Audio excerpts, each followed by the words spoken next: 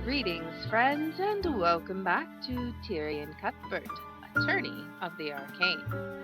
So, in this game, if you didn't catch the first episode, we are playing a young lawyer named Tyrion Cuthbert, and, well, his clients are wizards that are unfairly accused in this corrupt system where usually the nobility are the only ones that can cast, and everyone else is just a commoner. But at least in our first case, our defendant, the girl that we're trying to defend, Celeste, is a quote-unquote commoner, um, but she is a caster, and she has been falsely accused of murdering her, as it turns out, her adoptive father, but who she thought was her actual father. And so hopefully today we're going to be able to acquit her. So let's go ahead. Which episode was it? This one, I believe, is the most recent one. Yes. Alright. So let's go ahead and get in here and see what we need to do. Was this the right one? Let me see. Make sure. That is the latest date, I believe. Okay. So I think we have examined everything in here. We were actually going to move to the barracks. I think we wanted to try and see if Celeste was back so we could question her. Let's see if she's back yet. You return to the cell that Celeste is being kept in. Lots of negative emotions. The ambient despair in the air fills your mind like a horrendous stench. You do your best to ignore the emotions of the other prisoners, but you haven't had much practice blocking out this many people. As you arrive, you see Celeste huddled down in a corner. As soon as she sees you, her dour mood seems to lift. Only for a moment. Oh, hi, Mr. Cuthbert. There's no need to address me so formally. Just call me Tyrion. Okay. Anyways, I came here to ask you some questions about the case. Alright, so let us talk to her. Let's see, about the trial. I'm sorry for freezing up like that. I almost lost us the trial. No, there's no need to apologize. You did great. But it was only thanks to her. If she hadn't calmed you down, who knows what would have happened. And I still don't understand, though. Why were there traces of magic on my dad's body? Right, those traces of magic were on the sword and the body. Magical traces are particles of magical residue that are left behind when the mage casts a spell. They only linger around for 48 hours, and that gives you a rough timeline of when and where the spell is cast. Did you cast Mage Blade on your sword that day? I did. I cast it when I trained during the morning. That explains why there was a trace on the sword, at least. Did the trace on my sword leave the magical trace on my dad's body? No, magical traces can't be moved around physically. For a spell to leave a trace, it has to be active when physical contact is made. Really? What does that mean, then? Whatever killed your father had a transmutation spell active on it at the time. The magical trace on your sword was just an unlucky coincidence. I can't believe this. Alright, let's talk about Flintheart McCoy. That's her dad. Could you tell me more about your father? Oh, sorry. I know this must be difficult after everything that's happened. No, it's okay. If it helps you, I'll try my best to answer your questions. Were you two close? We were. I'm sure you know this by now, but I was adopted by him and my mom. But even though I didn't have their blood, they treated me as if I did. Okay, so I guess she knew she was adopted. He loved me with all his heart until... Uh-oh, did he find out she could cast? Until what? Does this have something to do with the argument that they had? I'm betting it does. Let's see. I'm sorry to say this, but I could hear your argument from my room that night. Could you tell me about what happened? For as long as I can remember, my dad has hated mages. I'm not sure why, but if you even mention magic around him, he'd fly into a rage. So I hid my magic from my family. Why even learn magic in the first place? If you really wanted to, you could have gone your whole life without using it. Ever since our tavern closed, my family's been in a lot of debt. I decided to become a mercenary and use magic to enhance my ability to fight. Most mages are in the nobility, so people will pay a lot for a sellsword who can use magic. So that's why she's a mercenary. Alright. So her occupation has been added to her notes. Okay. Celeste McCoy learned magic so she could support her family as a mercenary. Apparently, many people will pay extra for a mercenary that can use magic.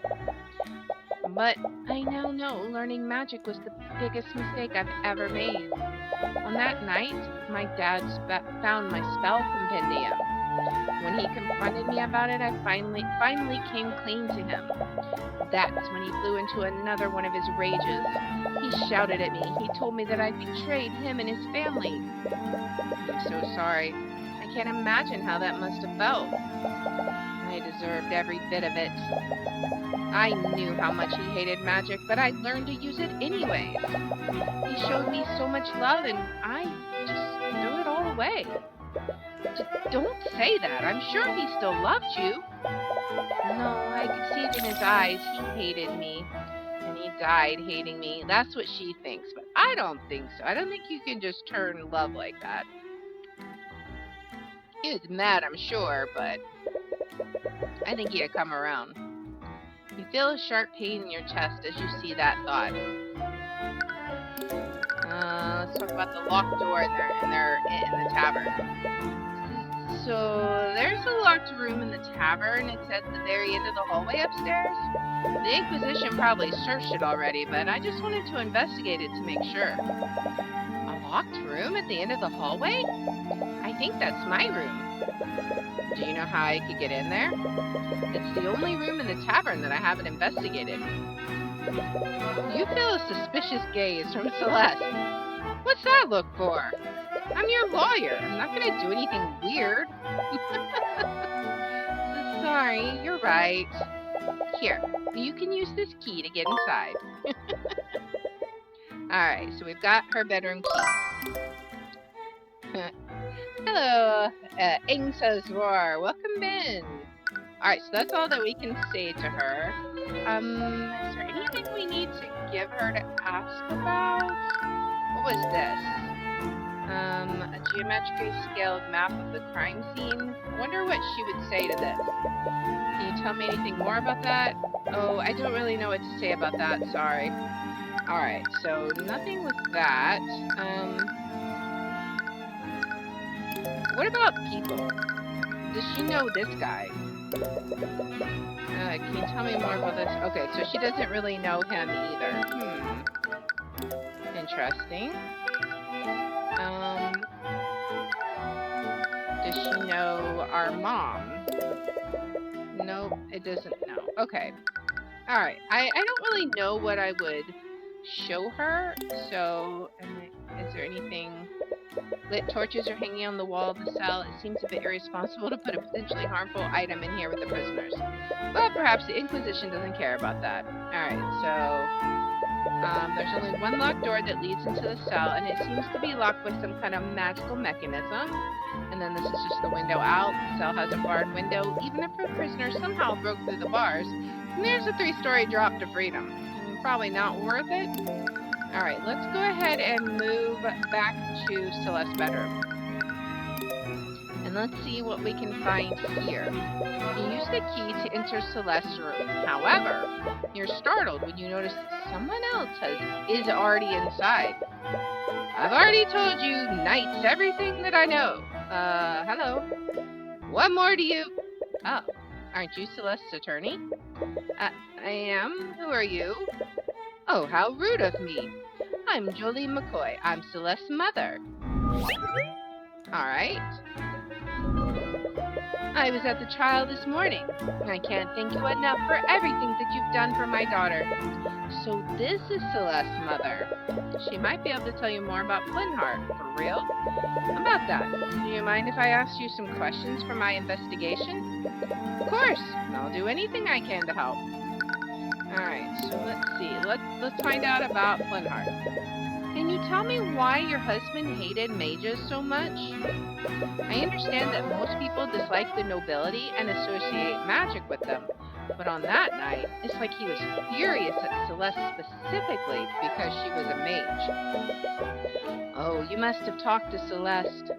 I wasn't there when their argument happened, but I can only imagine what he said to her. Do you know what happened to him? Why does he hate mages so much? Celeste doesn't know about this, but years ago, Flintheart had a sister named Effie. When we were all children, we were friends with a boy named Garrick Pierce. Wait, was that the guy that... I'm going to have to look at the suspect list. He was the son of the ruling noble at the time. Garrick Pierce. Yes, okay. Isn't that the nobleman that was speaking with Steelwind earlier? I think it is, yeah. We were all inseparable at the time. He'd always sneak into town to play with us against his family's wishes. They probably weren't too happy about that. He was quite rebellious back then, but he's a completely different person now. She's sad about that. But everything changed when Garrick began learning how to use magic. I guess he thought he was better than everyone else then. Got a big head about himself. One day, when we were playing together, he wanted to show off the spells that he'd learned. He was told not to use magic without his instructor there, but he was just too excited. Okay, maybe not. Let's see. He began casting his spells, but something went horribly wrong. He lost control of his magic and fatally wounded Effie. Oh, no. Okay. We tried bringing her back into town, but by that time, it was too late. She was already gone. I'm sorry. That must have been traumatizing for all of you. The next day, the Arcane Inquisition came to investigate what happened. House Pierce used their connections to cover up what happened. They even threatened Flintheart's family into keeping quiet. After that, the official story was that Effie had been mauled by a wolf. That's not surprising. The nobility seldom take responsibility for their actions, even for a mistake like that. Alright, so it seems like he's capitalizing on his crimes by killing the brother as well. Something changed in Flintheart after that. He began speaking out against the nobility. Eventually, he started hosting rallies in his very tavern. Each night, more and more people began listening to his words and joining his cause. The number of people that he'd gotten under his banner was terrifying. And there was even talk of an outright revolution against the kingdom. That might explain why someone would go out of their way to kill him. I knew how much danger he was putting himself in, but no matter how hard I tried, I couldn't convince him to stop. He was a man with a mission. His attitude didn't even begin to change until we adopted Celeste. Alright, so tell me about Celeste. Can you tell me more about Celeste? How did she become a part of your family? It all happened many years ago, back when the McCoy Tavern was still open. We were closing one night when we found a baby with white hair abandoned in the dining area. We waited weeks for her parents to come by, but no one ever came looking for her. And that baby was Celeste? Yes.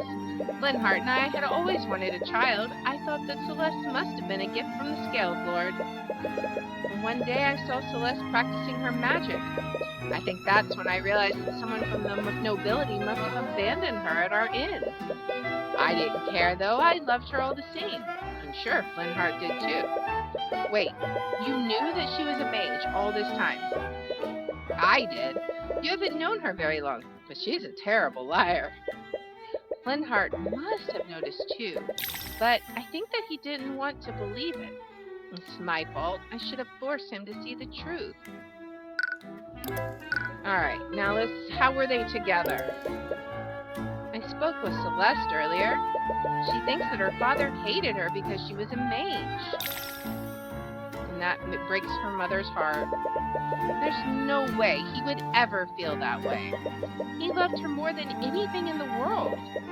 No matter what he said to her that night, nothing would ever change that. After seeing them together, you figured as much. Yeah, that was what I was guessing. Celeste was the world to him. When we adopted her, it was the first time in decades that I'd seen him so genuinely happy.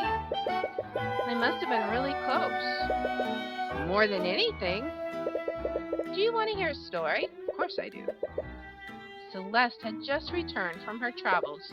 She wouldn't stop talking about this foreign drink that she loved.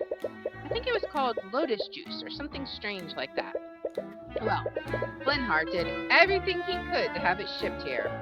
He called in a bunch of favors with some of his revolutionary friends. But in the end, he was only able to get a single bottle of it. Is it really that rare? Yes, I wouldn't be surprised if it were the only bottle of lotus juice in the region. Wait a minute, lotus juice? Is this the bottle that Blinhart bought? Show her a picture of the shattered bottle that you found next to Blinhart's body.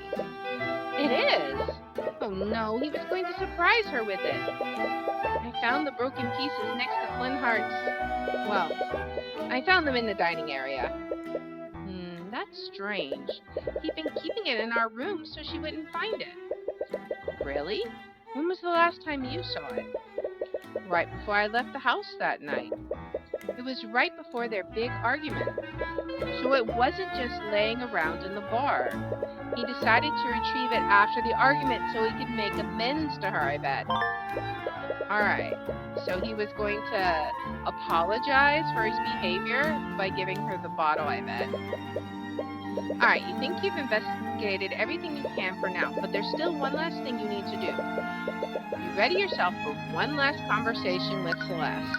Alright, so let's go back to the barracks and talk to Celeste. Oh, you're back! Did you forget something? Actually, there's one last thing I wanted to talk to you about. Oh? Earlier, you said something that I just can't let go. You said that your father died hating you, but after everything I heard about him, I don't think that's true. Your father loved you, Celeste, even in his final moments. You desperately want to reach her. If she keeps believing that he hated her, the thought will eat away at her for the rest of her life. You know that better than anyone. He's just lying to make me feel better. But it looks like it won't be that simple. You'll need to win an argument against her if you want her to see the truth. Alright, so, we may need to present some information to her first.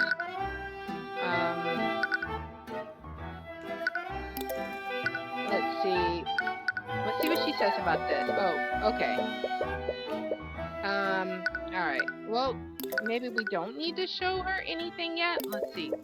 Celeste believes that her father died hating her, but after seeing them together and learning about them, you know that can't possibly be true. You just need to convince her of that. Alright, let's start an argument and see what we can come up with. I know you're just trying to make me feel better, and I really do appreciate it. But everyone knows that my father hated mages. He always hated mages. There's no reason behind it. That's not true. He had a reason. I don't know if it's my place to say this, but there's a reason why your father hated magic so much.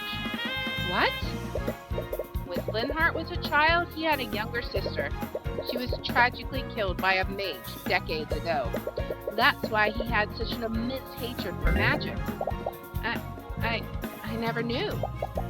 That doesn't change anything. That's all the more reason for him to have hated me. It was selfish of me to learn magic. I knew how much he hated magic, but I still learned to use it anyways. Magic killed someone that he loved. No wonder he was furious. But the mom... I don't think that's the right time for that. Can we present what her mom said? What? You're not a selfish person, Celeste, and this proves it. Thank you for trying to make me feel better, but I don't see how that proves anything. Oh, whoops. Okay, let's try something else. So, it was selfish of me to learn magic. Let's see. Celeste, oh, okay, it was this. I didn't realize it was a separate one. But you didn't learn magic to benefit yourself, did you? You learned it to save your family after your tavern was shut down.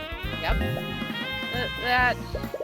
You're a good person, Celeste, and you did everything you could to help your family. I'm sure your father recognized that. Just shut up. What? Shut up! Just stop it! She's sad and mad.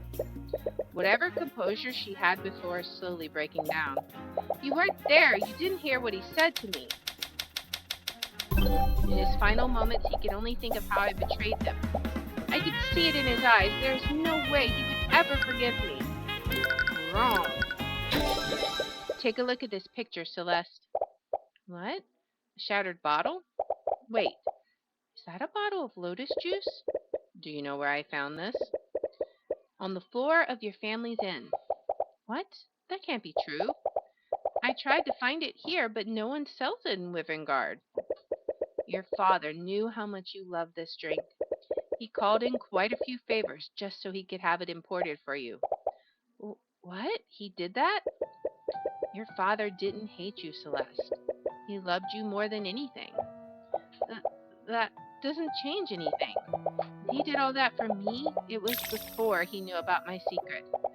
I'm sure he never would have done that if he knew the truth. That's not true at all. What would you know, or what do you know, would you know about him? You barely even knew him. How could you possibly know how he felt about me? Don't you think I want to believe that he still loved me before he died? But I know the truth. There's no way he would ever forgive me for what I did. It's not just the fact that he bought that drink for you. It's also where the bottle was when it shattered. What do you mean? Your mother said that the bottle was stowed in her room before your argument. But I found the shattered bottle in the lobby where his body was. I ran into him when I went to look for you. He was going upstairs to his room. That can only mean one thing. He went to retrieve the bottle after your argument ended. What? Why would he have it? It's because he was going to give it to you, Celeste. He was going to give you a gift to apologize for what he said to you. He was going to apologize? Your father loved you, Celeste. And as tragic as it is, he was going to try to apologize to you before he was murdered. Now she can be at peace. I don't like this, my daughter, working as a mercenary of all things. Come on, Dad. You know I can handle myself. I don't doubt it, but you still shouldn't have to risk your neck for our sakes. They closed the inn, Dad. We won't be able to survive unless I do this. Just be careful, okay? I don't know what I'd do if anything happened to you. No matter what anyone says, you're our daughter. And we'll love you until the day we die. Dad, how could I ever think that? I'm sorry. I'm so sorry, Dad. Celeste had barely been keeping it together throughout the whole argument, but her realization is finally causing her to break down. She begins crying loudly as she quickly embraces you. In this cold, dark place, she probably hadn't felt warmth of any kind for days. You're caught off guard, feel a little embarrassed, but you comfort her while she vents her emotions. All right, won the argument. And now what's she going to say? Are you feeling better? Yeah, I think I'm okay now. I've been thinking such horrible things this entire time. She looks at you and gives you a warm smile. It's probably the first time you've seen her genuinely smile since this whole ordeal started. Thank you. But is everything really going to be okay? I'll make sure of it. And I'll get justice for you and your father. It doesn't matter who stands in my way. even if they're a man, king, or god. You're completely different now. What happened to the nervous wreck from before? Please forget about that. Anyway, take some time to rest. The trial is going to resume soon. With that, you've done everything you can for now. You've learned a lot about what happened the night of the murder. You just hope it's enough. But even with your investigation, you still don't know what the prosecution has planned. That's true. Alright, has Pierce told you all of the details, Mr. Rudolph? Will you remember them? Yes, I pride myself on my eidetic memory. Just so, there are no misunderstandings. I do not approve of this. You said it yourself, Lady Steelman. There's no possible way that I could have done the deed. It has to be the bastard child.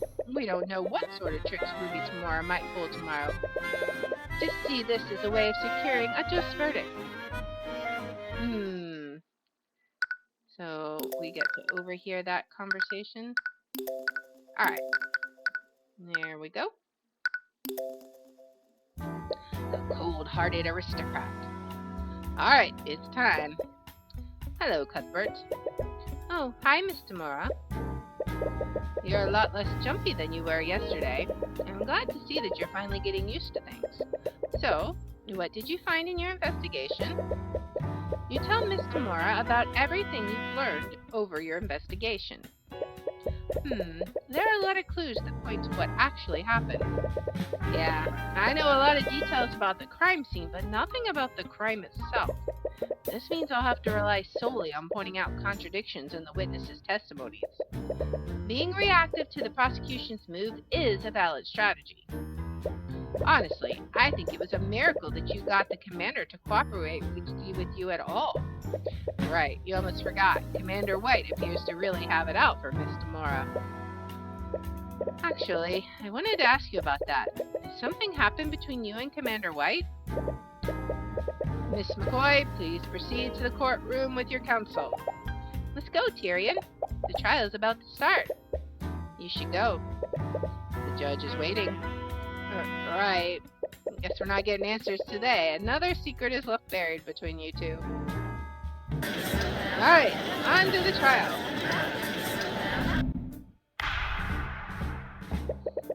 Court is now resumed for the trial of Celeste McCoy. Let us review the proceedings from yesterday. Yesterday, the defense presented some shocking oversights made during the investigation. Yes, I personally saw to it that the investigation was conducted properly this time. I see. I suppose that puts my mind at ease. At yesterday's trial, we found an inconsistency between the crime scene photo and the autopsy report. Because of this, the defense tried to push the following narrative, that a third party must have interfered with the crime scene to frame the defendant. However, the prosecution has discovered another explanation. Because of that, the individual who discovered the body would like to testify as to what he saw that night. His eyewitness account will clear up what actually happened. Interesting. It was my understanding that the individual in question wanted to remain anonymous. Supposedly, this witness was within the gallery of the trial yesterday. After yesterday's proceedings, he felt that he couldn't stay silent any longer. So that's her plan. But why would the witness change his mind like that? Did Sealman persuade him? Or something else happening here? Very well. Let's hear from this witness. Alright, let's see. Alright. Witness, please state your name and occupation for the court. My name is Reginald Rudolph. Okay? I am a chauffeur of the equine variety. Alright, he's the servant.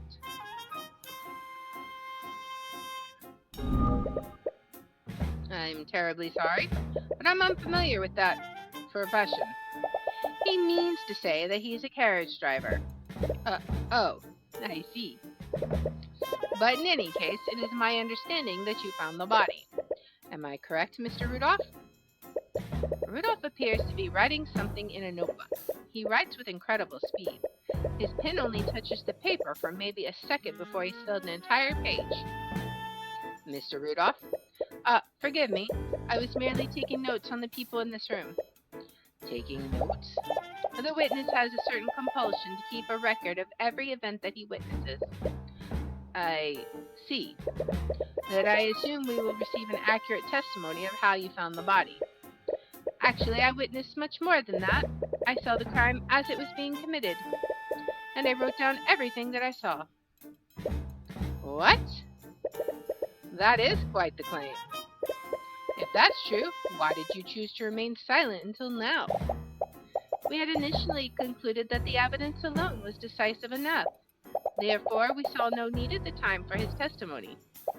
However, those circumstances clearly changed during yesterday's trial.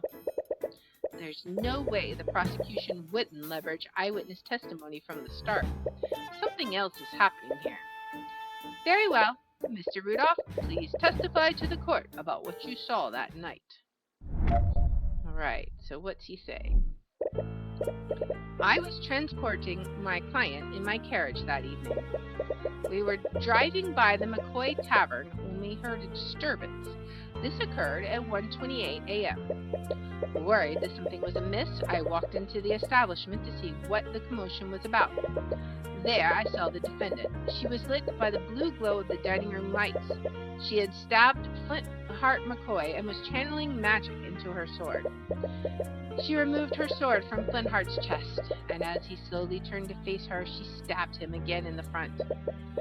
She soon realized that I had witnessed her heinous crime. She let the body fall to the ground and fled the scene. Incredible! If everything occurred as the witness described, then I see no room for debate.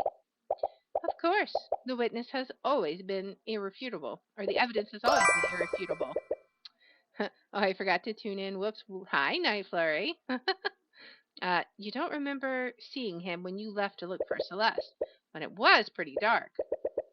Celeste, did you see this man that night? No, this is my first time meeting him. And I didn't see him when I ran out of the tavern that night. So he has to be lying. Does that mean he's the one who killed my dad? She's mad about that.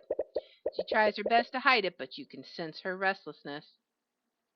All right. It's hard to say right now, but it's definitely a possibility. The defense may now begin their cross-examination. All right, well, there is definitely some conflicts. I was transporting a client in my carriage that evening. What client, though?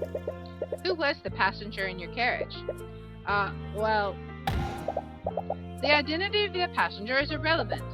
The witness is the one who actually observed the crime as it occurred.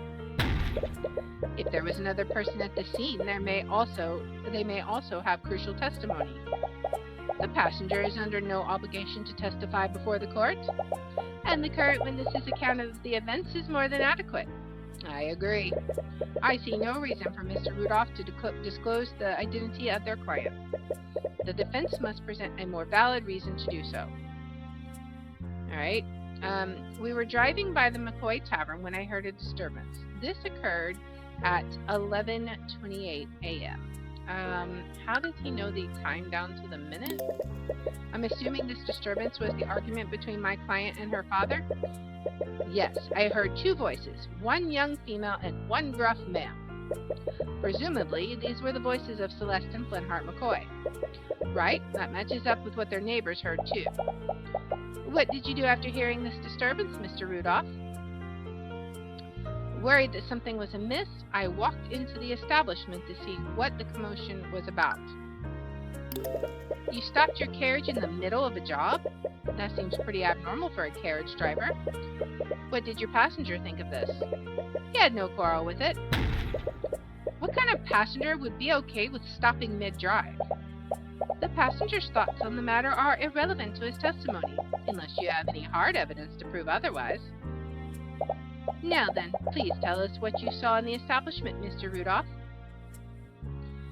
There I saw the defendant. She was lit by the blue glow of the dining room lights. She had stabbed Flintheart McCoy and was channeling magic into her sword. So it was really dark, right? The McCoy Inn is outfitted with several lamps powered by artificery. However, the arcane power cell has been broken for weeks and the lamps can't be turned on. This means the lights were not operational during the murder. Objection! So that was not true. Mr. Rudolph, you testified that you saw my client murdering the victim, and you supposedly saw her casting magic while doing so?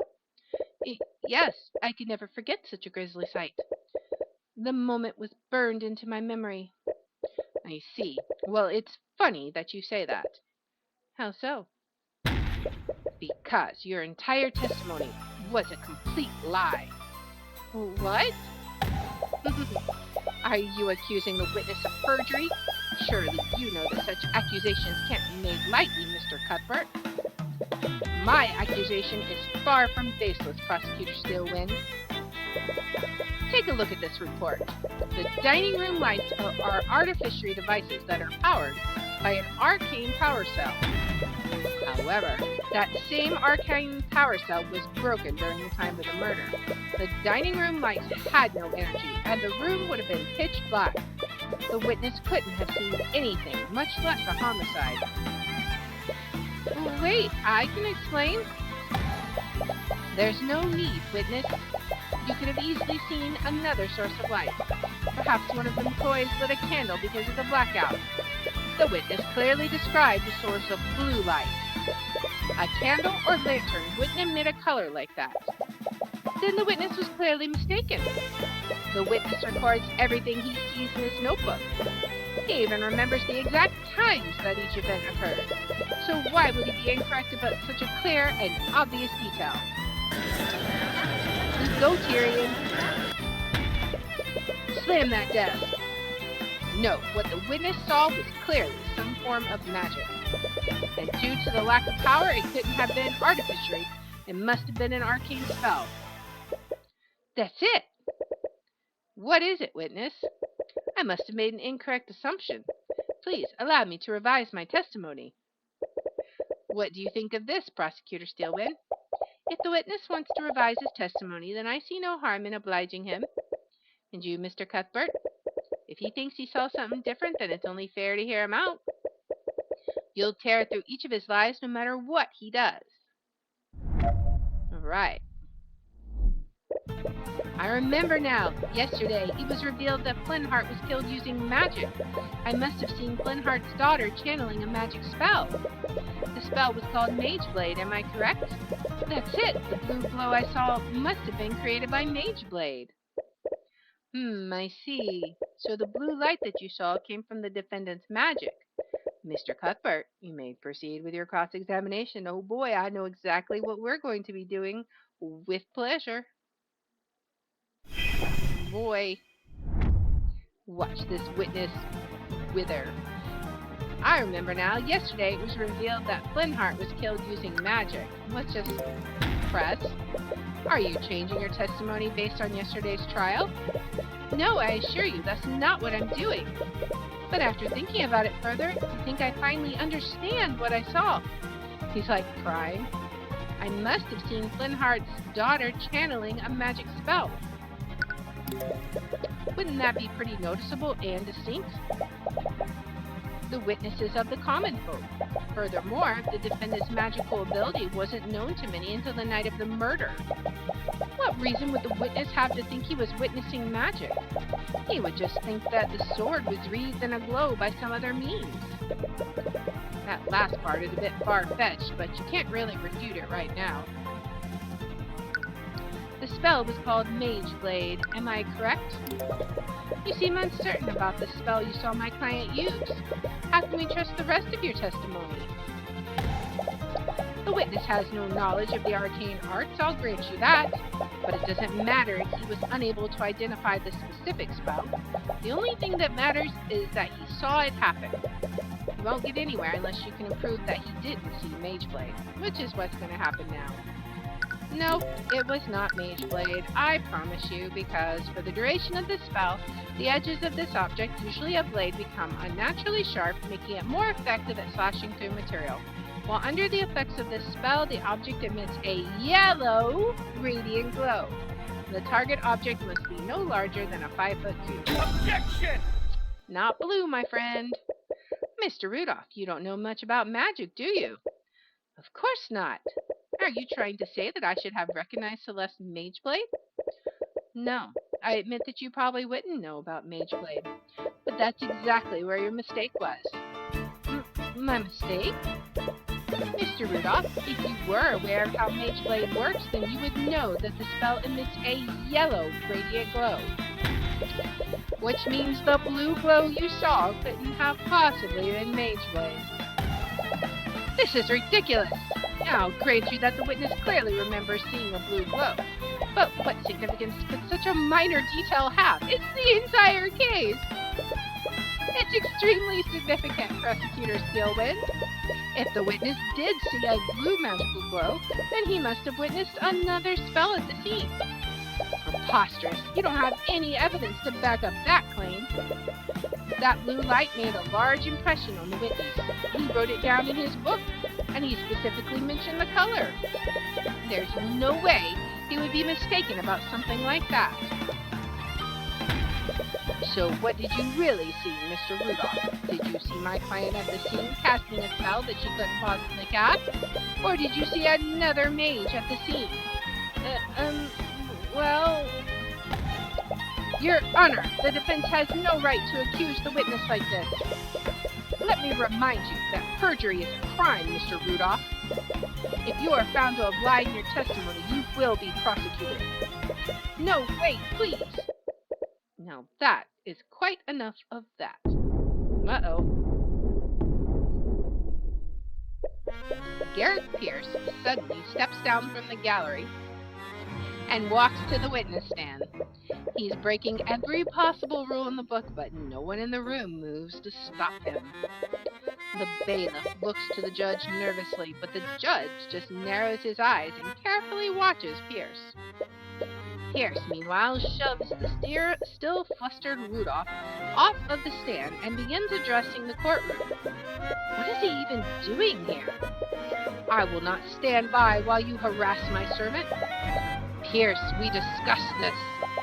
There is no need for you to take the stand. And what, pray tell, did they discuss? Nonsense, I have nothing to hide. And if you had done your job properly, I wouldn't have needed to intervene. Oh, she mad. For the first time, Steelwind doesn't seem to have control of the situation. What is the meaning of this, Miss Steelwind? Who is this man? This is Garrick Pierce, Your Honor. That is Lord Garrick Pierce to you, Steelwind. I am the honorable heir to the Pierce noble house. In any case, I must apologize. I'm afraid that these misunderstandings are entirely my fault. What do you mean? You see, Rudolph wasn't the one who witnessed the crime that fateful night. It was me. I was the one who witnessed the crime. I had my driver report the body so that I could remain anonymous. What? Are you saying that you had Rudolph lie for you? I simply dictated to him what I saw and had him repeat that to law enforcement. It simply wouldn't do for a member of the nobility to appear publicly in court. Lord Pierce, regardless of your intentions, this is a very clear act of perjury.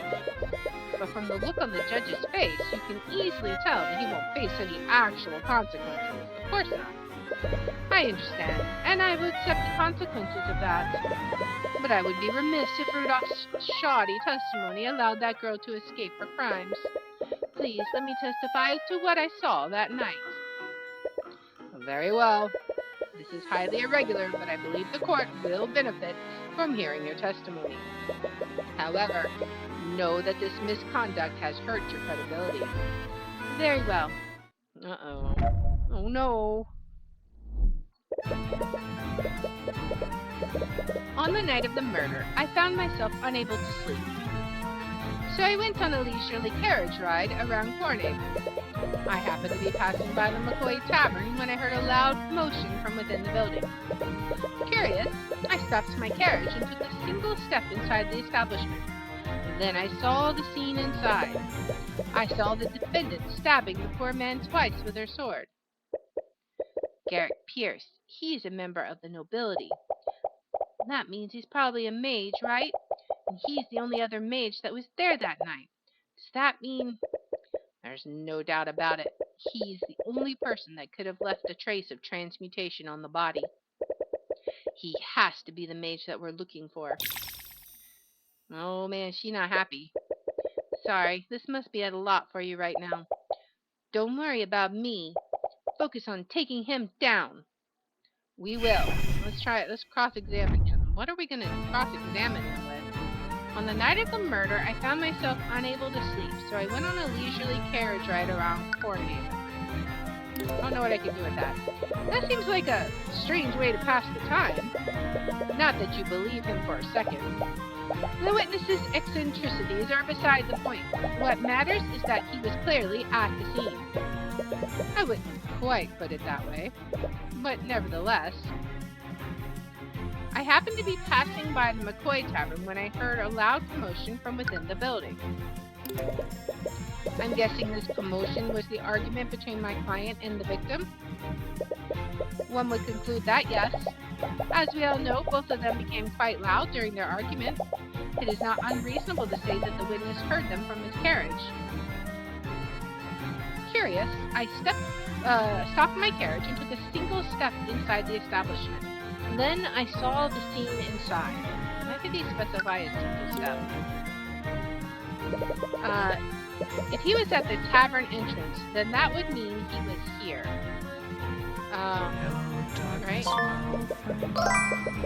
Alright, I've come to talk with you again. crime scene map McCoy. Okay, so we've updated the thing. So he was there. You saw the entire scene from the tavern entrance? Me right now. It would be quite dark considering the lights weren't operational, even if my client was using Mage Blade at the time. Of course, I'd forgotten that detail. I couldn't see what was happening, so I used my magic to illuminate the scene. You used magic at the crime scene? Yes, I remember it clearly. I conjured a blue light to illuminate the scene. That same blue light must have been what my driver saw. I thought that Rudolph didn't witness the crime at all. If I had to guess, Mr. Rudolph must have seen the blue light from the carriage. He must have made that detail part of his testimony earlier. That actually makes a lot of sense now that you think about it. Rudolph was so sure that he saw a blue light, it would be strange if he was lying about that. But anyways, which spell did you use to eliminate the crime scene? It was the Conjure Light spell. Alright, so that's from Conjuration.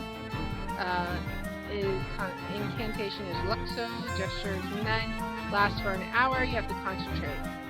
That might be important. For the duration of the spell, a mote of magical light appears in the caster's hand. The color of the light is chosen by the caster and can be changed at will for the spell's duration. This mote of light provides illumination up to 15 feet of the caster and no further. Okay. Your Honor, if the witness used magic at the crime scene, then I'd like for his spell compendium to be added to the court record. I see no reason to invade the witness's privacy over a trivial illumination spell. I agree. The defense would need a stronger reason to requisition the witness's spell compendium. Right you are, Your Honor. Your wisdom is truly fitting of your station. Oh, shut up. That's the narrator saying shut up. I used Conjure Light to illuminate the scene from the tavern entrance. From there, I clearly saw the crime scene unfold. But did you... let's look at this. How far is this? This is 5 feet. Okay, so a square is 5 feet. There's no way. There's absolutely no way. That's 15 feet right there, even if you count this way. And no further. He could not have seen from here beyond. Let's present that as evidence. There's just absolutely no way. Lord Pierce, you said that you illuminated the scene from the tavern entrance? And you only took a single step into the building. Of course. I remember it very clearly. I stood only at the entrance. In that case, I'd like for you to take a look at the map of the tavern. If we take a look at this map, that would place you right here where the W is. Am I correct? Of course I was. I do not know what you wish to achieve by having me repeat that fact. Well, I find it interesting that you illuminated the crime scene from all the way back there, considering that Conjure Light only illuminates an area within 15 feet. What?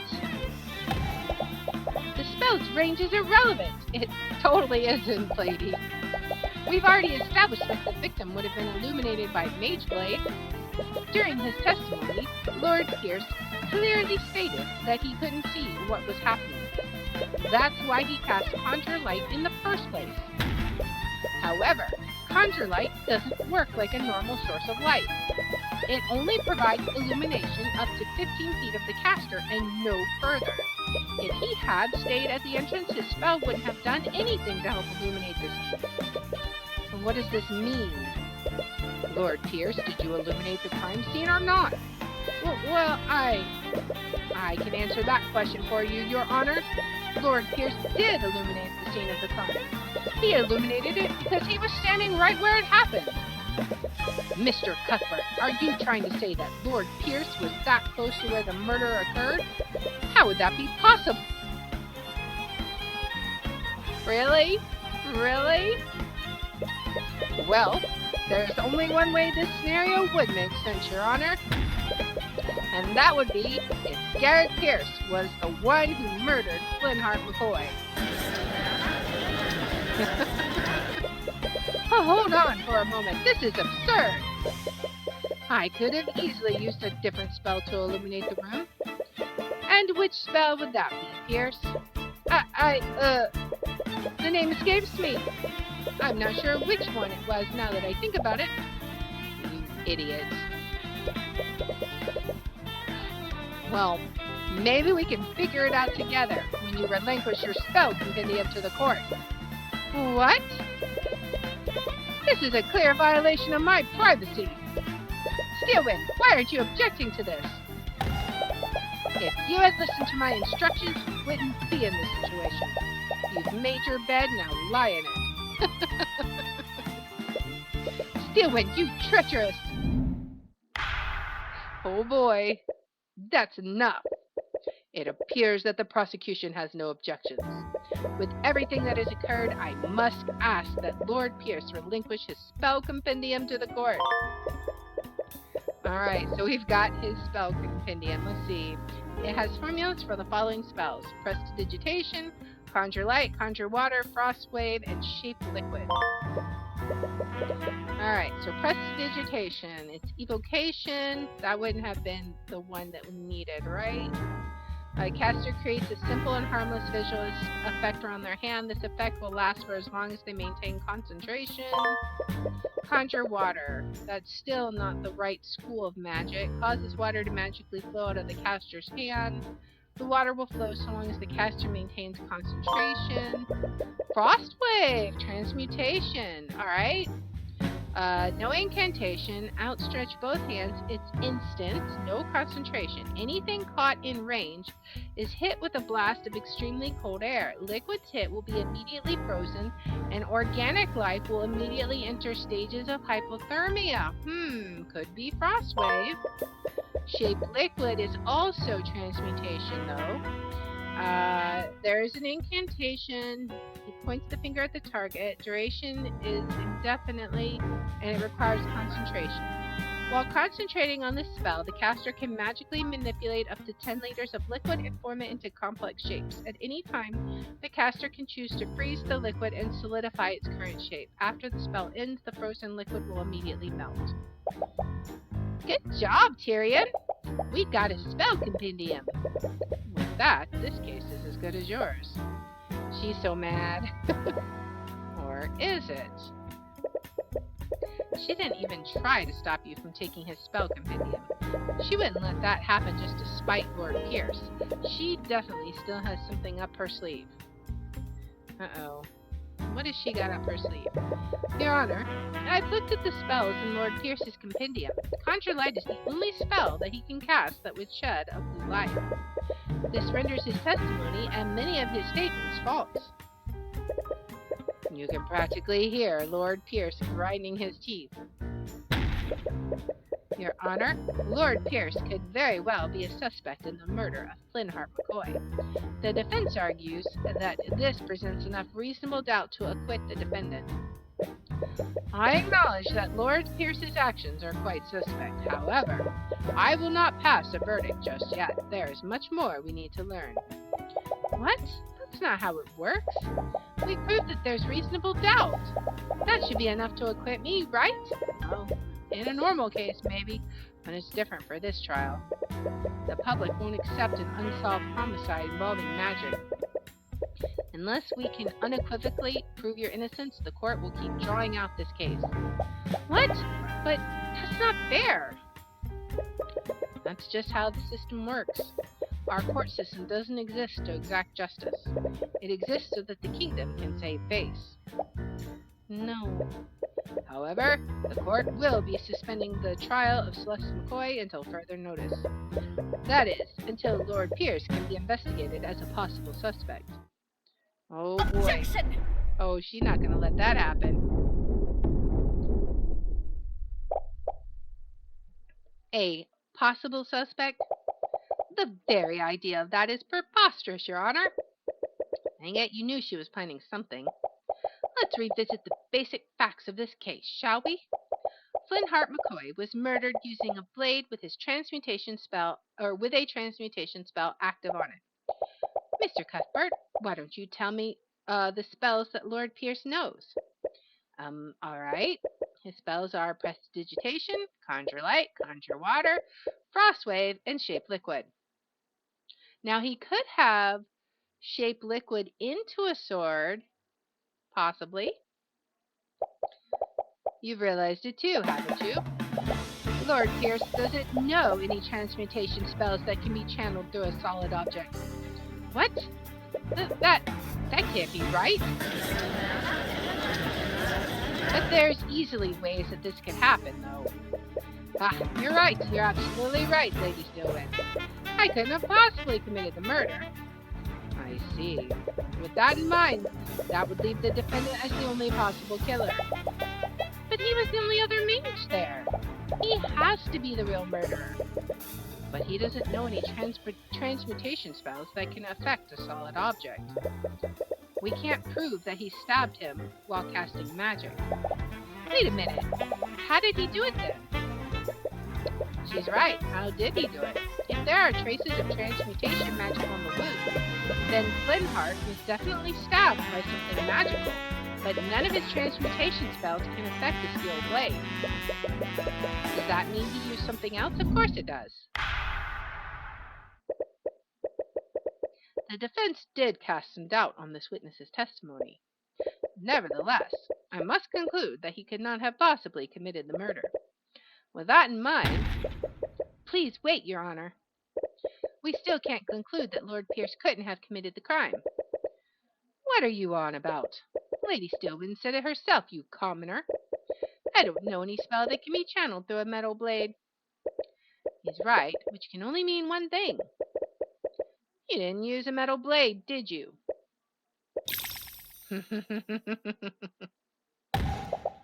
What nonsense is this? The autopsy report clearly states that the wound was created by a blade.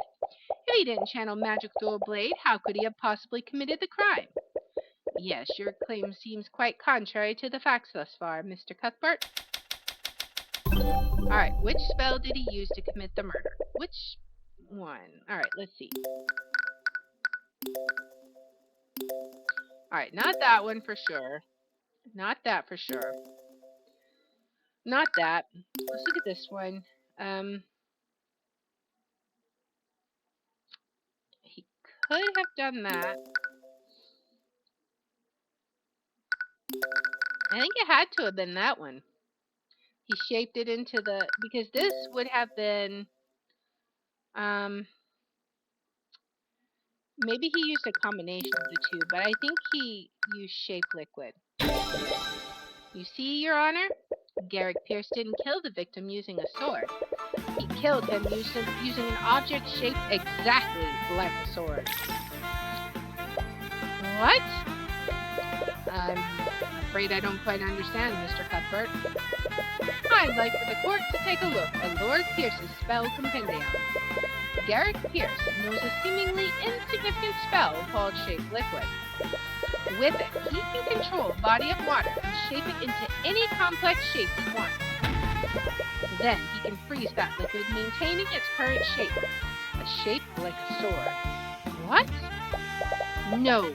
Is it possible that he... What do you have to say for yourself, Lord Pierce? What do I have to say? Pierce's breathing becomes more frantic. He's clearly not used to being put in a corner like this.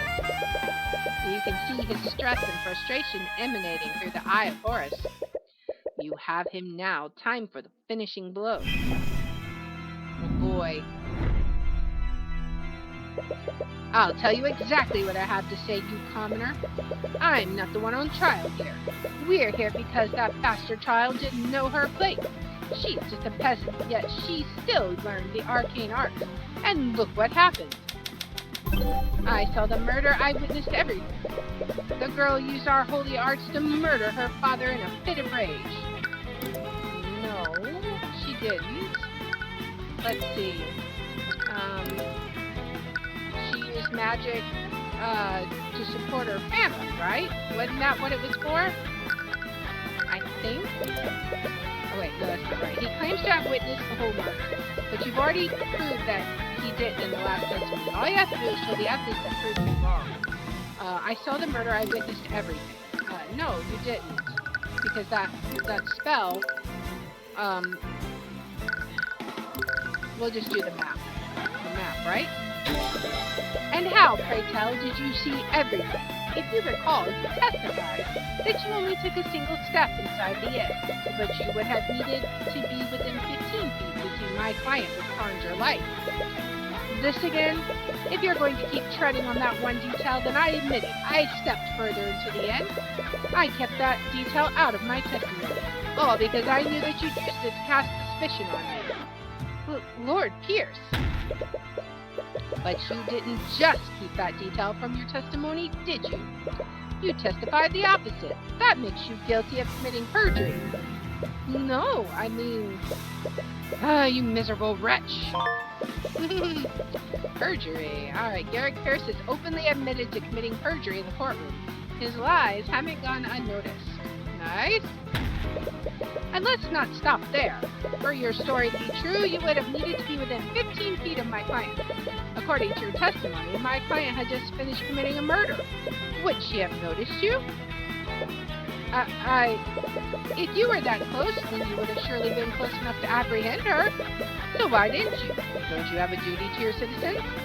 Shut up! Shut your dirty peasant mouth! That woman was armed. I had no reason to put my life in danger.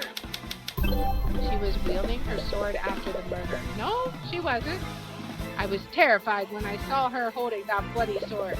My life was in danger. It was left in the body. Let's see. Let's see. Yeah, it was left in the body. But that can't be right, can it, Lord Pierce? This photo of the crime scene shows that the sword was left in the victim's body. How could she still be wielding her sword if she left it there? What? Darn you. Stillwin, why aren't you saying anything? What? Prosecutor Stillwin has lost her usual air of confidence. You find it strange, though. Even when you have the advantage, she always maintains her usual poise. Lord Pierce, please pull yourself together. How can I remain calm when this charlatan is trying to frame me? This is a complete travesty of our justice system. I came here to reveal the truth and testify against that criminal. And what do I get instead? Slander from some lowly defense attorney? I came here to reveal the truth and testify. No, he came... Yeah, he came to lie about it. You talk about justice, but you've committed several acts of perjury to twist the outcome of this trial. You're clearly not acting in good faith. You don't care about justice, you just want to further your agenda. Slam that desk, Tyrion. So admit it, Pierce. You created a makeshift sword using shaped liquid and you used it to impale Flintheart. You shoved my client's sword into the wound while the remains of the real murder weapon evaporated. It was the perfect crime, wasn't it? Ha ha ha. What? Ha ha ha ha ha. Lord Pierce. My apologies, Your Honor. It's just that I realized something absolutely hilarious. What? Has he finally lost his mind? The defense put forward an interesting theory. But there is one problem with it. And what's that? I think you said it yourself. You shoved Celeste's sword into the wound while the remnants of the real murder weapon evaporated. It was the perfect crime, wasn't it? You see, it would have been the perfect crime, because any evidence to support that theory would have evaporated with that frozen blade. What? No, he's right. If he used an ice blade to kill Flintheart, it would have evaporated by now. And that means there would be nothing left of the murder weapon.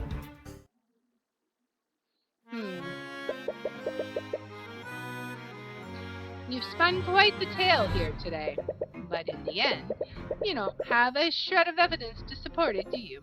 You have nothing on me. Isn't there anything we can do? You become quiet. Tyrion, why isn't he saying anything? Is it really hopeless? But all it takes is one look at the expression on your face. Any worry she has instantly disappears, because she realizes the expression on your face. It's the same expression you made every time you defeated her. What is this? You can glare at me all you want. It won't change the fact that you've lost. I despise people like you. You twist the system to serve your own ends. You trample on the lives of innocent people. But as long as I'm here, I will never let that happen again. Naught can remain concealed. Empowered eye. Ugh, what did I just do? Your head feels like it's about to burst. The pain is unbearable and overwhelming. But at the same time, you feel an extreme sense of clarity, as if you can see more than you could before. I can't believe that peasant pushed me this far. Once again, you see Pierce's thoughts through the eye of Horus. It feels different than usual. It's more intense and potent this time. It's almost as if you can do more than just read his surface thoughts. Alright, you've activated the empowered eye. With it, you'll be able to do more than see in the witness's thoughts. You'll be able to affect what they think about, project items into Pierce's mind to evoke thoughts from him. You'll want to project items that make him think about the murder. Evoking the right thoughts will raise your insight. Once the insight gauge is filled, you'll have everything you need to implicate him. Okay, so, thoughts about the murder, huh? Alright, what if we present the autopsy? Why am I thinking of such a thing? Okay, so that one doesn't give us anything. Alright, evidence. So there's the sword, right? What an ornate sword. I wonder how a commoner like her obtained such a thing. I wonder if the Inquisition will let me have it once the girl is convicted. Alright, doesn't give me anything that we can use. Let's see. There's the crime scene picture. Even now, that image is still lingering in my mind. I didn't expect this experience to have such an effect on me. Alright. What else do we got? Crime scene map. Why am I thinking of such a thing? Alright.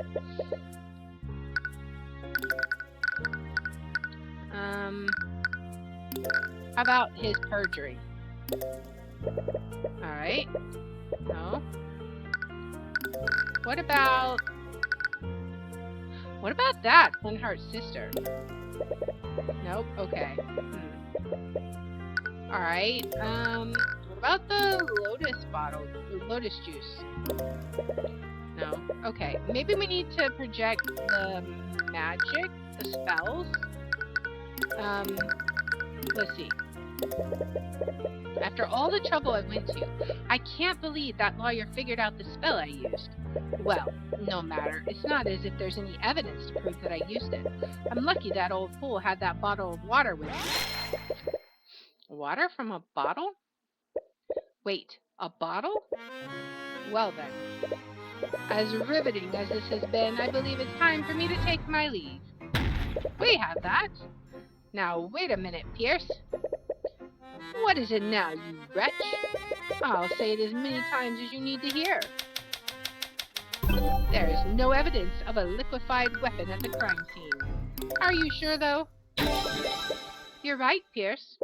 If you did use shaped liquid on a body of water, the murder weapon would have evaporated entirely. It seems you've finally gotten that fact through your thick head. Bravo. But let's not get ahead of ourselves, Pierce. What if you didn't use shaped liquid on a body of water? What if it was another type of liquid? What are you going on about? Pierce, shaped liquid doesn't just work on water. It works on all kinds of liquids. This shattered bottle contained the liquid that you cast your spell on, didn't it? You show him the picture of the shattered bottle of lotus juice. That bottle. Pierce, I found this shattered bottle on the ground near the entrance of the McCoy Inn. I wonder what caused it to shatter. You must have decided to use any liquid you could find. Luckily for you, the victim was holding the perfect quantity of liquid in his hands. I wonder, Lord Pierce, if we had someone analyze the broken pieces of this bottle, would we find traces of transmutation magic? Everyone's like, what, you little... That still proves nothing. So what if there are traces of magic on the shattered bottle? You still don't have a murder weapon. I wasn't finished, Pierce. What? You see, the liquid contained in this bottle wasn't water. It was soda. So? What difference does that make? A blade of ice made out of water would have evaporated entirely. But a blade of ice made out of soda would leave a puddle of dried residue. No, it can't be. I'd wondered why there was such a circular trace of magic on the body. If we checked the outline of that trace, I bet we'd find a dried puddle of soda residue. That would prove that you used your magic on that soda. There's your murder weapon, Pierce.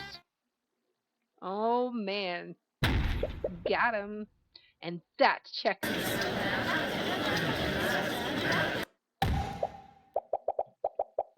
Bailiff, tell Orem to analyze the crime scene at once.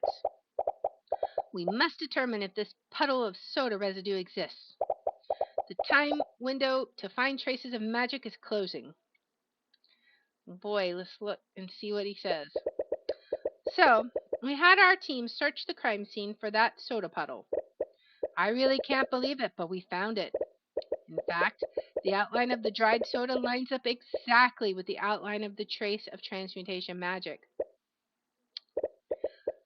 We checked the broken bottle, too. There were traces of transmutation magic on it as well. There's no doubt about it. Someone used magic on that soda.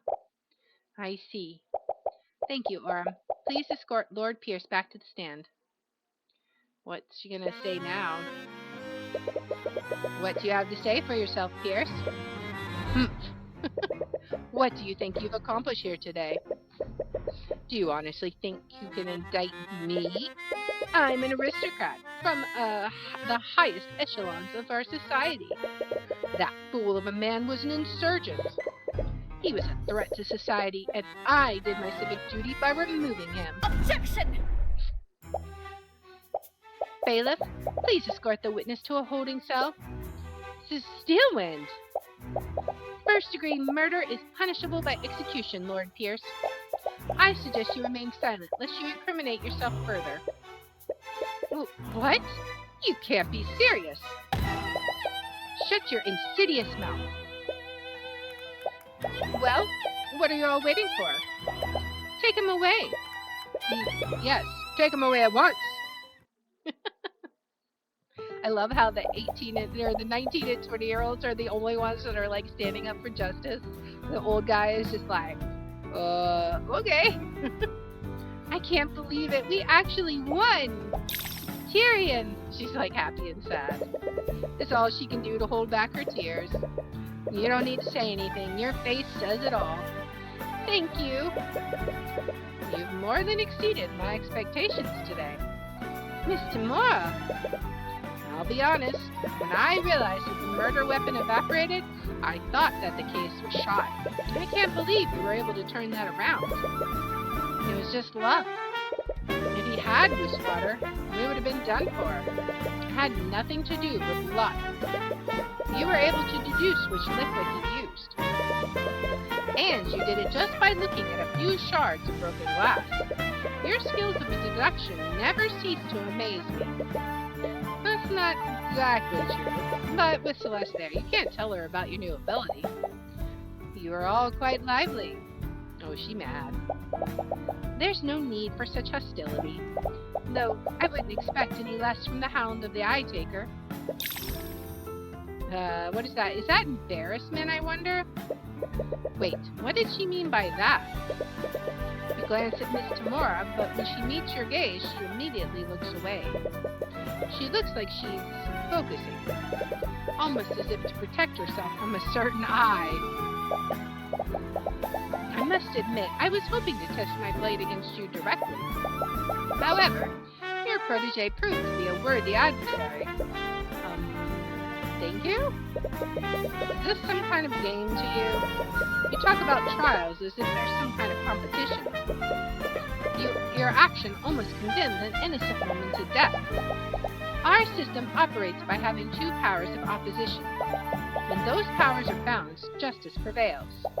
Make no mistake, your victory today was just our system working as intended. Ha! Working as intended. You know very well our system only exists to protect your people. I know. What? In any case, it looks like we'll be facing each other more frequently in the future. I look forward to doing battle with you again, Tyrion Cuthbert. What a strange girl. Well, that kind of killed the mood, didn't it? Not at all, and I think we should celebrate. Oh? What did you have in mind? There's this amazing restaurant in the upper quarter of the capital city. They usually only serve nobles, but they let anyone in if they have enough gold. Wait, do we have enough gold? Of course we do. Don't worry about the details. I'll handle everything. Wait, just how much money does Miss Tamora make?